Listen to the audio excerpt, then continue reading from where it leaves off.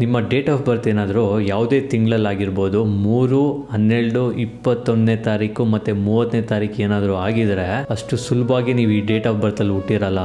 ಜನ್ಮದಲ್ಲಿ ನೀವೇನಾದರೂ ಪುಣ್ಯ ಮಾಡಿದರೆ ಮಾತ್ರ ನಿಮಗೆ ಈ ಡೇಟ್ ಆಫ್ ಬರ್ತಲ್ಲಿ ಹುಟ್ಟಕ್ಕೆ ಸಾಧ್ಯ. ನಿಮ್ಮ ರೂಲಿಂಗ್ ಪ್ಲಾನೆಟ್ ಬಂದು ಜುಪಿಟರ್, ಬೃಹಸ್ಪತಿ, ಗುರು. ಇವರ person of knowledge and wisdom. ಇವ್ರು ಯಾವತ್ತೇ ಆಗಲಿ ರಾಂಗ್ ಗೈಡೆನ್ಸ್ ಕೊಡಲ್ಲ. ಅವರ ಶತ್ರು ಕೂಡ ಒಳ್ಳೆ ಗೈಡೆನ್ಸ್ ಕೊಡ್ತಾರೆ. ಮತ್ತೆ ಇವ್ರ ಹತ್ರ ತುಂಬಾ ನಾಲೆಜ್ ಇರುತ್ತೆ. ಇವ್ರಿಗೆ ಏನೇ ಕ್ವಶನ್ಸ್ ಕೇಳಿದ್ರು ಅವರು ನೋ ಅಂತ ಆನ್ಸರ್ ಕೊಡೋದೇ ಇಲ್ಲ. ಇವ್ರ ಹತ್ರ ಗೈಡೆನ್ಸ್ ತಗೊಂಡ್ರೆ ತುಂಬಾ ಒಳ್ಳೇದಾಗುತ್ತೆ. ಇವರು ಸೆಲ್ಫ್ ರೆಸ್ಪೆಕ್ಟ್ ಗೆ ತುಂಬಾ ಮಹತ್ವ ಕೊಡ್ತಾರೆ. ಯಾರೇ ಆಗಿರ್ಬೋದು, ಅವ್ರಿಗೆ ಏನಾದ್ರು ಸೆಲ್ಫ್ ರೆಸ್ಪೆಕ್ಟ್ ಏನಾದ್ರು ಒಂದು ಚೂರು ಹರ್ಟ್ ಮಾಡಿದ್ರೆ ಅವ್ರು ಸುಮ್ಮನೆ ಇರಲ್ಲ. ಅವ್ರ ದುಡ್ಗಿಂತ ಸೆಲ್ಫ್ ರೆಸ್ಪೆಕ್ಟ್ ತುಂಬಾ ಇಂಪಾರ್ಟೆಂಟ್. ಸತ್ಯ ಹಂಗೆ ಬೋಲ್ಡ್ ಆಗಿ ಮಕ್ಕು ಕೊಡ್ದಂಗೆ ಹೇಳ್ತಾರೆ. ಅದರಿಂದ ಅವ್ರಿಗೆ ಸ್ವಲ್ಪ ತೊಂದರೆಗಳು ಕೂಡ ಆಗುತ್ತೆ.